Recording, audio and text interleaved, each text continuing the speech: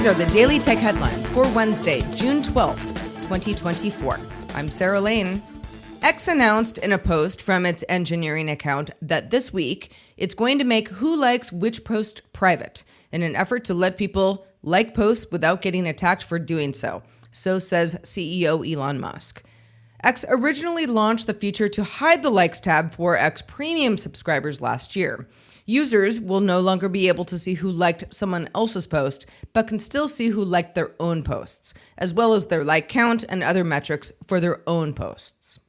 Elon Musk also withdrew his lawsuit against OpenAI and two of the company's co-founders, Sam Altman and Greg Brockman, in California state court one day before a hearing was scheduled in San Francisco, where the judge was going to consider whether the case should be dismissed as requested by the defendants. Musk filed the lawsuit back in February for breach of contract and fiduciary duty. Mira Murati, Chief Technology Officer at OpenAI, said on stage at a dinner hosted by Fortune in San Francisco on Tuesday that Elon Musk describing the integration of OpenAI's chatbot technology into Apple's iPhones as creepy spyware was simply his opinion, and that OpenAI, quote, cares deeply about the privacy of our users and the safety of our products, end quote. On Monday, Apple announced it will give users of its devices the option of using OpenAI tech for complex queries that Apple's in-house AI is simply not ready for. YouTube is preparing to roll out a new thumbnail testing feature to all creators called Thumbnail Test and Compare in the coming weeks. This lets creators upload 2 thumbnails for a new video and then test them evenly across their viewership. The 2 thumbnails being tested will appear for different users with stats back to the creator on how the thumbnail influenced how many people who watched a video, how long they watched, and more. After a few days, YouTube will determine a winner if engagement results are clear or recommend a preferred choice back to the creator.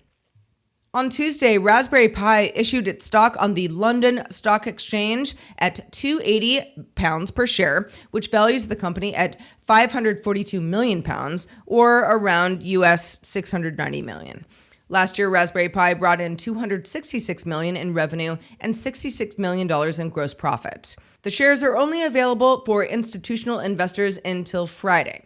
Raspberry Pi has sold 60 million of its little computers since it launched. French mobile games and game publisher Voodoo has acquired the social photo app BeReal. BeReal's co-founder and CEO Alexis Barriat will leave the company after the transition. BeReal is the app that gives you 2 minutes to take a photo and share with friends at a different time every day.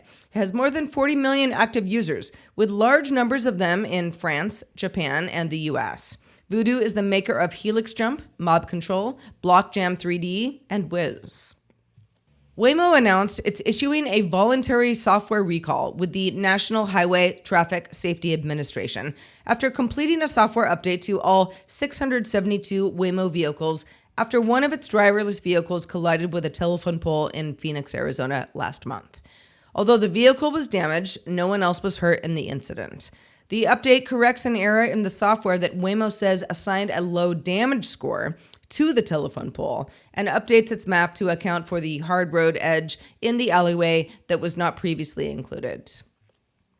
And finally, a mining company called Rare Earths Norway says it has discovered Europe's largest deposits of rare earth elements necessary for the creation of electronics in Telemark, which is southwest of Oslo. China either owns or controls the majority of rare earth deposits on the planet, at least as far as we know. The deposit includes an estimated 1.5 million metric tons of magnet-related rare earths, which are used to make electric vehicles and wind turbines. For more discussion of the tech news of the day, subscribe to dailytechnewsshow.com. That's where you can find show notes and links to all these headlines there as well. I'm Sarah Lane. Thank you for listening, and we'll talk to you next time.